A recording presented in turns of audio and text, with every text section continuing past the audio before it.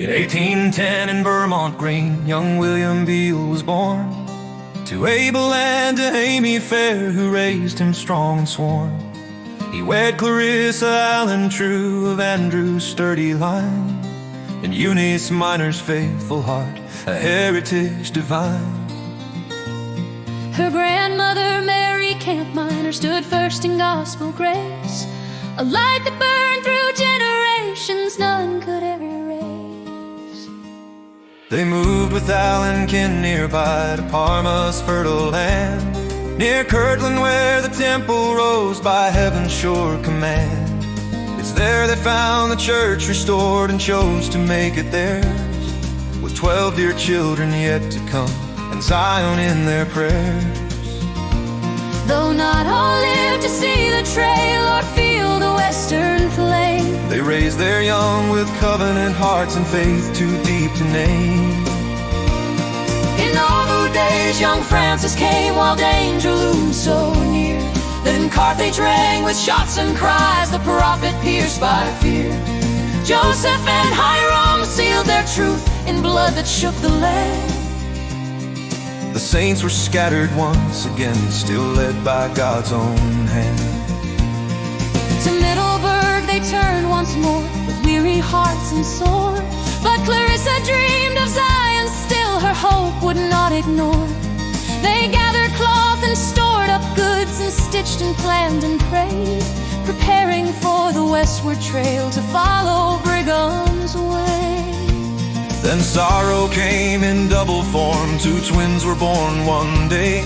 Clarissa called for priesthood help, but none could come or stay. She knew her time was drawing near and summoned all around. She made her husband vow to her that together Zion would be found.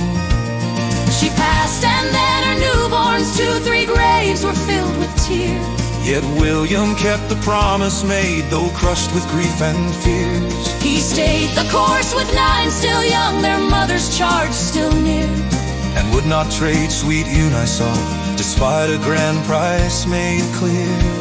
Oh, William and Clarissa, your covenant was true. You walked through fire and storm and loss, with Zion still in view.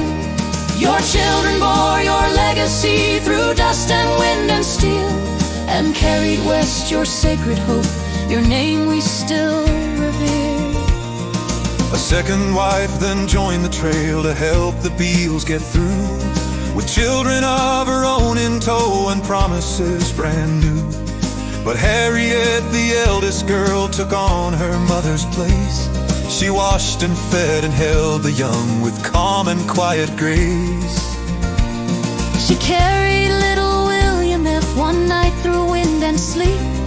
The cloth blew off, he caught a chill, his heart couldn't beat.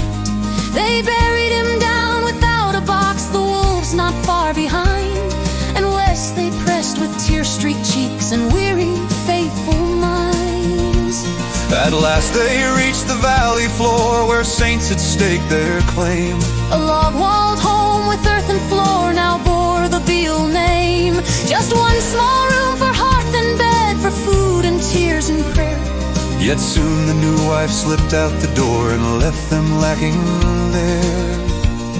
Then Harriet in sickness deep beheld her mother's face. In light and robes and heaven's glow she came with truth and grace. Tell father not to speak ill words of Brigham or the 12, and cast away the pipe, or else he'll lose himself as well. The black dress sleeve is basted still, go see my child, it's true. And if you and dear Emily still fight, you'll never make it through. She showed the temple yet unbuilt, and saints with pens and plans, and children sealed with joy and tears by heaven's loving hands. Eliza Brown from Denmark came with children by her side. She fled a cruel and faithless man and found the truth worldwide. Though Danish tongue and English clashed, their spirits knew the way, and love rebuilt the broken hearts from Clarissa's final day. Yet Danish lies from one who envied them brought tears to Eliza's eyes, till Harriet spoke with courage clear and and shattered all the lies, restored in joy and trust again, their household bound in grace. A gathered flock of Beals and Browns in Manti found their place. Now children's children rise and bless the Beals who blazed the way, who bore the flame through fire and snow and knelt each night to pray. Their names are etched on mountain trails and in the saints' acclaim, so we may kneel in temples too and praise their hallowed name. Oh, William and Clarissa, your covenant was true. You walked through fire and storm and lost with Zion still in view. Your children bore your legacy through dust and wind and steel, and carried west your sacred hope. Your name we still